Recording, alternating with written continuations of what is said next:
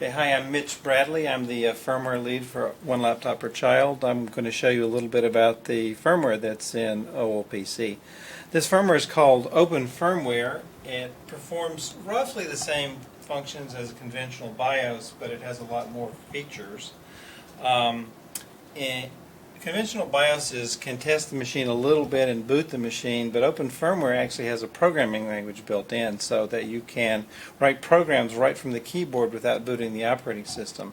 That turns out to have a lot of nice features. One is that it makes it easier to test the machines. So when the machine's not working, if it works well enough to give you the prompt on the screen, which is a lot of the time, then you can use that to find problems with the disks or understand what's going wrong with the system.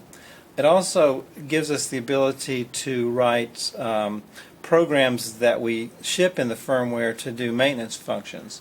For example, we have a fairly extensive ability to update the operating system directly from the firmware without having to boot something like an installation CD.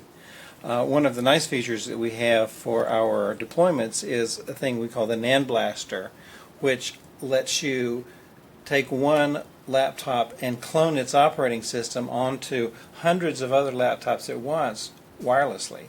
So without loading any extra software, you turn on one of the machines and you type a command and it will start transmitting its operating system image through the wireless network, and 100 or 200 or as many wireless or many machines as you can physically fit within wireless range can simultaneously update their operating system from that. So it's great for the workflow when you develop things, right? That's the purpose? Open Firmware is very great for when you're developing new products, because products spend a lot of time being debugged because there's always something going wrong.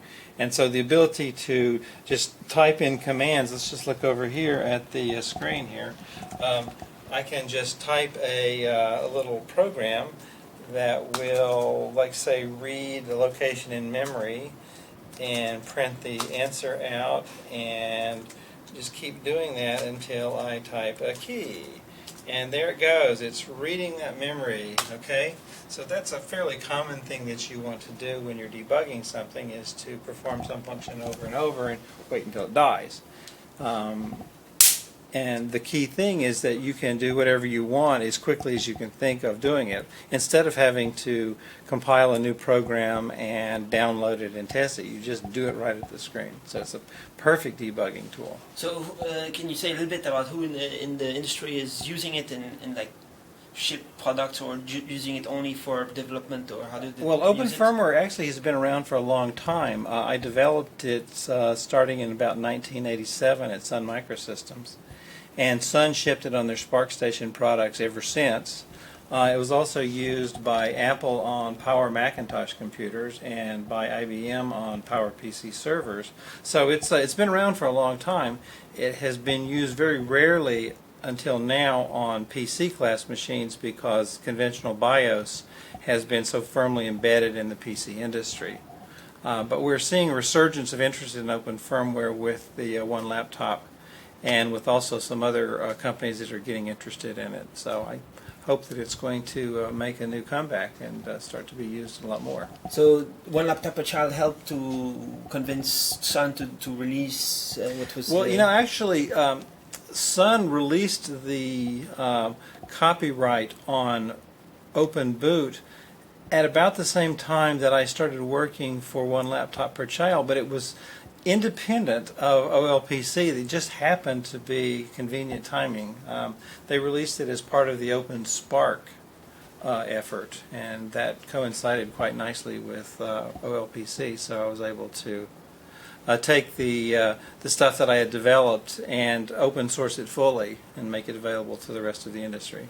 So what you're going to do right now, the whole night maybe, or just perhaps, is try to debug the problem that you have right now. There's some kind of problem. Oh yeah. So actually, if we look at this screen here, just see if I can do this without damaging anything.